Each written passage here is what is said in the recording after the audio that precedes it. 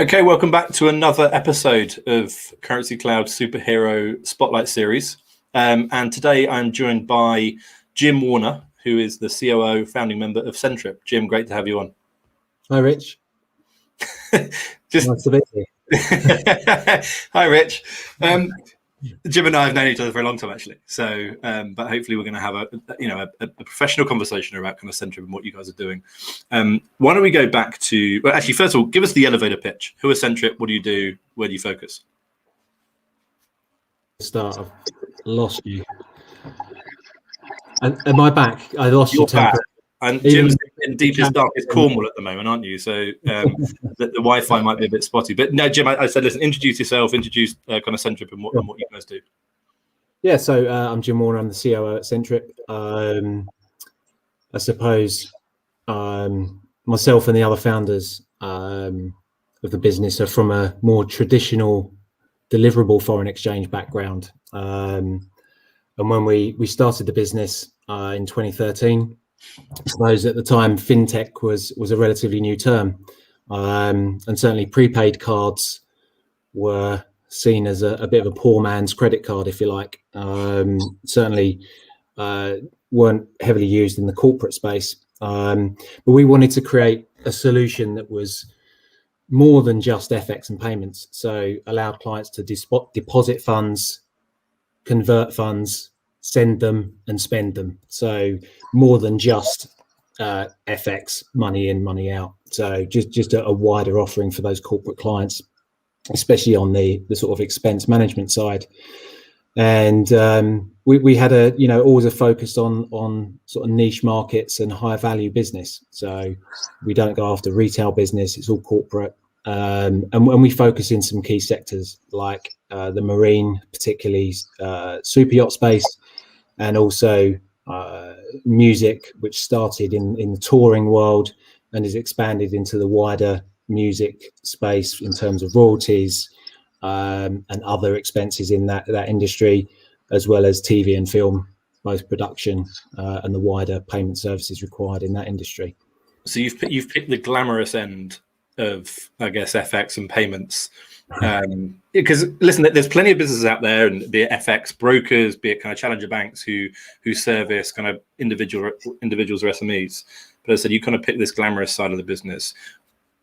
I guess the question is why? What was the need in those spaces that you saw that led you to kind of servicing them? I think they seem particularly badly served, actually.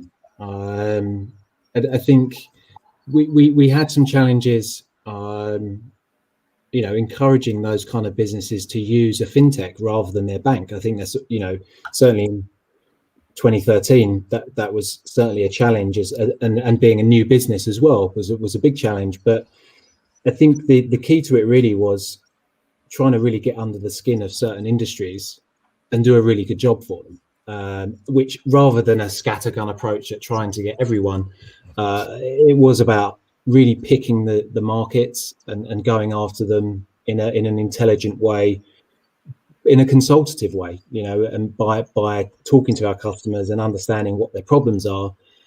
We were in our infancy, so we were agile enough to be able to change our approach and develop the product to really fit their needs. And it then lended itself naturally to other businesses. And we talk about marine and yachting and music, but it is a big part of what we do. But we serve every kind of business out there. Ultimately, we look at our clients as a sort of a traveling circus, if you like, where you have a group of people who are out on the road or out on the sea, and a central finance function that is managing the monies of that business and that unit that's moving around, as well as all of the reconciliations and reporting that comes with it. But I think the key really was it made more sense to have a really focused approach on a certain industry particularly. And I guess the rise of fintech, because those kind of glamorous industries we've talked about there, and as you referred to them as kind of these traveling circuses, these are pretty kind of dynamic, fast-moving businesses who have problems that maybe couldn't have been addressed by the slightly more analog, slow-moving kind of incumbents out there. So that rise of fintech probably played quite nicely into addressing these problems through technology. Kind of your side. Yeah, definitely. I think the options available to those customers at the time really were, traditional banking, and especially in the expense management piece, the options of having company credit cards just created such high risk for them, and it also a big challenge for those industries in particular was the use of cash, which was absolutely a massive challenge for these guys who literally getting suitcases of cash on to go on tour with, which was great from their point of view for the tour manager and the band or whoever, but not so great for the finance team and the COO of the business who's looking after the money. So I think, really showing those clients that there are other options other than a credit card and your traditional bank, and being flexible in building a product specifically for them was the real win for us. And so when we talk about film, music, aviation, kind of maritime, they're all industries that don't particularly thrive well with kind of social distancing and kind of pandemic enforced kind of restrictions. So what's happened, and listen, you guys are 8 years old now, and you've got some great backers, a really good kind of solid set of customers. But what's happened over the last kind of 18 months with both your customers and then the business, and how have you kind of attacked that during the pandemic? Well, I think, I'm not going to lie, it's been tough, right? And I think it's been tough for everyone. I think what we found is naturally the vast majority of our client base has been very resilient in its own right. They've identified areas of their own businesses where they need to continue developing their products and their services so that they can survive through this, rather than just going, okay, well, we're furloughing everyone and we just stop work. It's, they've taken opportunities to do different work, or to invest in their own product by doing technical enhancements, so they're prepared for the next wave in terms of wave of business they're expecting.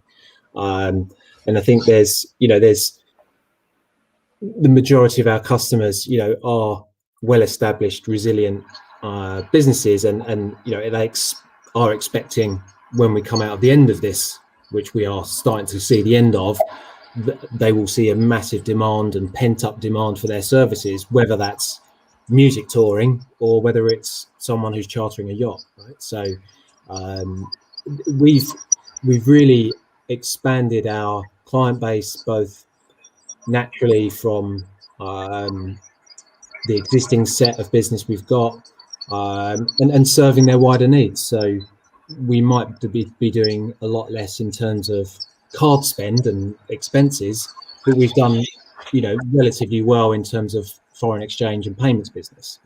People still get paid, so we still do payroll. All of those things still happen. And listen, we'll come on to, I guess, where we think the future lies in some of these businesses in a minute. But I also think, part of what we do here at Currency Cloud is great, because we get to see huge amounts of innovation with our customers in terms of the products they're pushing out to market. And part of this kind of superhero series is all about that. But I think from our conversations and knowing you and knowing the team there at Centtrip, one of the lights that I wanted to shine on you guys as superheroes is, I guess, how you've handled what I guess you told me was what's most important to the business, which is your people. And I think you made some significant changes to how you were operating in terms of kind of your office space, etc. During the pandemic, so you could keep. Well, actually, I'll stop talking. Let me ask you about that, because I find it fascinating. I think it's as leaders, that's obviously your role. So what have you kind of done in terms of kind of people well-being, etc.? Yeah, so look, we always knew that our customers would be back, unless there was an absolute complete disaster, which then we've got other things to worry about, right? But we knew our clients are coming back, so in the meantime, let's focus on the people, right? And we were very lucky and fortunate that we used a few people were on furlough for a short period of time, but we got back to full strength pretty quickly. And I think in terms of focusing on people, we've launched internal programs to better collaborate. As you said, we've downsized the office, so we now have 25% of the space we had before. So we never expect to go back to the office in the way we were before. So we've really focused on that employee engagement, developing collaboration offline where we can, and we kind of, how do we measure the success of that? Is, we talk to our staff obviously regularly, and it's really important we do that, and through surveys and things like that, and across all the metrics that we measure, including, do you feel supported? Do you feel that we collaborate well as a business? Do you feel, are you stressed? Those kind of things. And we've seen a real vast improvement in that over the last year. Partly, I think, in part to being more flexible around work. At the end of the day, I don't think anyone really enjoyed a commute into London every day. I know I didn't. And I think we've been able to help people reevaluate their outlook on life in general, as well as their work life, and to be able to give them a better balance. We've also invested in things like wellness and mental health support in terms of apps that people can use, like Shiny Mind, people have access to, which is a really great tool that all of our guys use now in terms of getting mental health support when they need it, and general well-being support. We also have access to a platform called Hika, which people may have heard of, but through there everyone can access various benefits, whether that's multivitamins or massages or online workouts, so and everyone has access to those tools and those benefits, which they're really important, especially at this time. I think we've, no doubt there's going to be challenges ahead, especially around the collaboration side and making sure that we do get together regularly. We all miss the pub, we all miss going to have a drink with our mates from work, and I think those chance conversations with the new guy in the tech department or someone brand new on customer support who you've never met before become less and less. But we find ways to make sure that everyone has access to everyone. We have regular online meetings like everyone does, but I think as people feel more and more comfortable getting back into the office, I think it will be where people go in to meet up and collaborate rather than go and do day's normal work, if you want to call it that. Yeah, and I think fintech has a big part to play in the wider kind of industry here, and I think how we kind of lead on this. And I'm guessing in your world, that's probably magnified by some of the industries that you serve, which are very kind of culture rich and collaborative in nature in terms of kind of music, performing arts, TV, etc. So I think that would be fascinating. Listen, my last point, and going back to kind of your point around this, and our clients will come back, and I guess it's the industries such as kind of music. You said there's pent up demand now for tours, and we talked about the Stones are going to tour again. Awesome. They've had a year and a half to kind of rest their livers, but bookings are coming back. So what does the world look like, and when does it start to open up, and where are you seeing that kind of demand? Well, I think we're already seeing it. I think obviously there's certain test events going on with limited capacity. I mean, it will. I think we're seeing it slowly build up.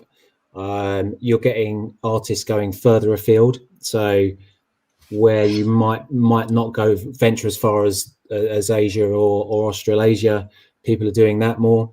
And I think the pure pent up demand and also need for these artists to get out. This is touring is where the artists make their money these days. It's not through plays on Spotify or on YouTube. It's the touring that really makes the money. So there is a huge amount of that pent up demand, and we might not necessarily see it in 2022 in Europe, but certainly 2021, but certainly 2022 is going to be a huge year for music and touring in general. I think it's going to be an absolute plethora of opportunities to go out there and see bands out and live, and I think the demand's there, the supply's definitely there, and the same on the sort of TV and film, where there's been a pause in production almost for a year.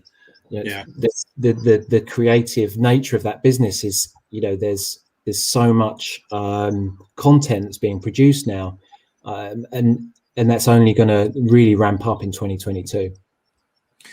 Well, listen, we could talk for hours on this. I think our prep call for this live session went on for about half an hour, but we're up on time, unfortunately. But listen, it's been fascinating seeing Centtrip go, and it's been an honour to be part of that growth. Where can people find out more about kind of Centtrip and what you're doing? Centtrip.com. Everything's on there. We do really good. There's some really great case studies of different industries that we've talked about. That's the best place to start. And I think the big news from us this year in terms of going into next year is going to be our launch in the US. So there's a watch this space moment to see what comes next with Centtrip. And we've already said we're gonna do a podcast on that. So wait for that to come out, and we'll learn all about the challenges and the fun of moving overseas. I'm just looking forward to all the invites to the tours now and the music events and on the super yacht. So we're live with you. Yeah. Jim, listen, great to have you on. Thanks for coming on. Okay, mate. Thanks a lot.